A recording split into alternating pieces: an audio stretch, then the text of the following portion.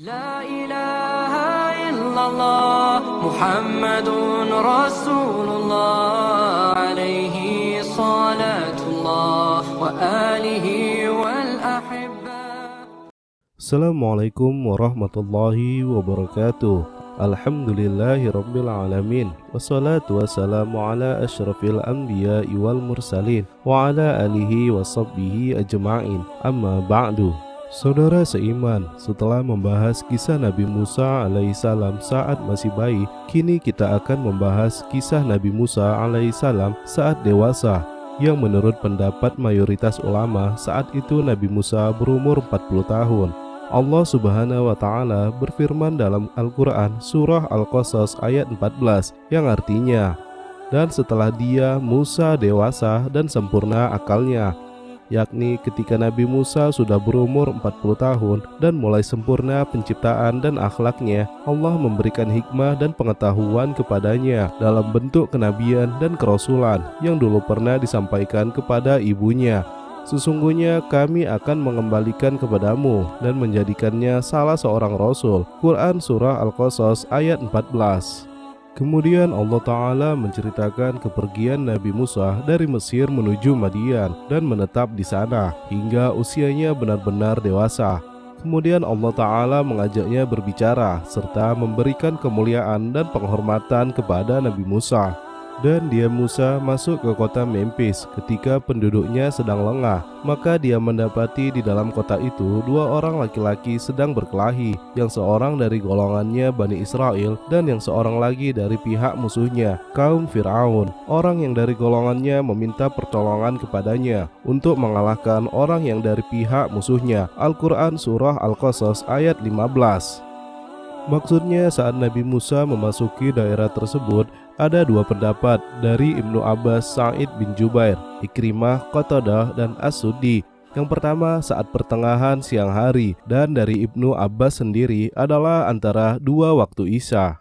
Nabi Musa melihat dua orang yang saling memukul, satu dari kaumnya Bani Israel dan satu dari bangsa Kipti. Orang dari kaumnya meminta pertolongan Nabi Musa karena di wilayah Mesir, Nabi Musa sudah terkenal dengan keberanian dan kegagahannya. Hal itu dilakukan orang itu karena menganggap Nabi Musa berasal dari golongannya karena disusui dari kalangan Bani Israel. Nabi Musa alaihissalam pun memenuhi permintaan orang tersebut. Lalu Musa meninjunya dan matilah musuhnya itu. Al-Quran surah Al-Qasas ayat 15. Ada dua pendapat tentang pemukulan itu. Mujahid mengatakan Musa memukul orang Kipti itu dengan seluruh telapak tangannya, sedangkan Qatadah mengatakan Musa memukul dengan menggunakan tongkatnya. Orang Kipti yang dibunuh Nabi Musa adalah orang kafir lagi menyekutukan Allah Ta'ala, sedangkan Nabi Musa sendiri sebenarnya tidak ingin membunuhnya, akan tetapi bermaksud hanya memberi pelajaran dan peringatan kepada orang Kipti tersebut. Allah Subhanahu wa Ta'ala berfirman dalam Al-Quran surah Al-Qasas ayat 15-17. Di sana Nabi Musa berkata, yang artinya, ini adalah perbuatan setan. Sungguh dia setan itu adalah musuh yang jelas menyesatkan. Dia Musa berdoa, ya Robku, sesungguhnya aku telah menzolimi diriku sendiri, maka ampunilah aku. Maka dia Allah mengampuninya. Sungguh Allah dialah yang maha pengampun, maha penyayang. Dia Musa berkata, ya Robku, demi nikmat yang telah engkau anugerahkan kepadaku, maka aku tidak akan menjadi penolong bagi orang-orang yang berdosa. Di sini Nabi Musa meminta ampunan dari Allah Subhanahu wa Ta'ala atas dosa yang telah dia perbuat karena membunuh orang Kipti. Sungguh Nabi Musa tak menyangka karena keperkasaan dan kekuatan yang dimilikinya membuat orang tersebut benar-benar kehilangan nyawanya.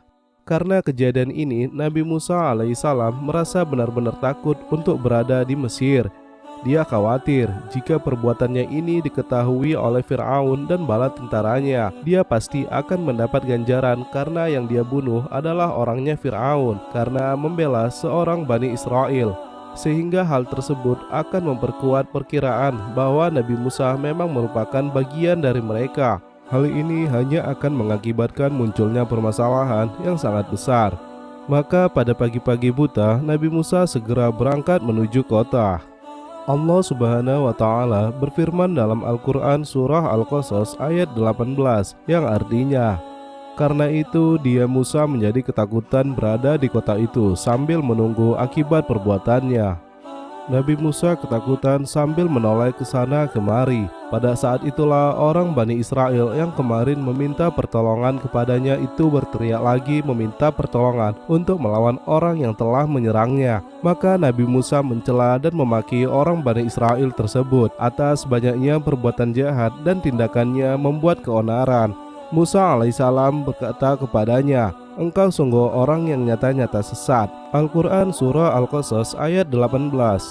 Kemudian ketika orang Kipti yang merupakan musuh Musa dan musuh Bani Israel itu hendak menyerangnya, maka Musa menahan dan menyelamatkan orang Bani Israel itu darinya. Ketika Musa menghadap orang Kipti, maka orang itu berkata, wahai Musa, apakah engkau bermaksud membunuhku? Sebagaimana kemarin engkau membunuh seseorang. Engkau hanya bermaksud menjadi orang yang berbuat sewenang-wenang di negeri ini, dan engkau tidak bermaksud menjadi salah seorang dari orang-orang yang mengadakan perdamaian. Al-Quran Surah Al-Qasas ayat 19. Maksudnya ketika dia orang Kipti melihat Musa menghadap ke arahnya, maka dia merasa takut darinya. Dia pun melihat adanya sikap dukungan dan pembelaan Musa kepada Bani Israel. Lalu berdasar prasangka, orang Kipti itu berkata, mungkin dia inilah pembunuh orang Kipti kemarin. Atau mungkin saja dari teriakan orang Bani Israel di atas, orang Kipti itu mengerti bahwa dia itulah pembunuhnya. Wallahu a'lam. Dan karena itu Fir'aun akhirnya mengetahui dari laporan orang-orangnya jika yang membunuh orang Kipti kemarin adalah Nabi Musa. Fir'aun pun mengutus beberapa orang untuk mencari Nabi Musa. Akan tetapi seseorang dari kerajaan yang mempunyai kedekatan dengan Nabi Musa segera memberitahukan kepada Nabi Musa sebelum orang-orang Fir'aun menemukannya. Allah Subhanahu wa Ta'ala berfirman dalam Al-Quran Surah Al-Qasas ayat 20.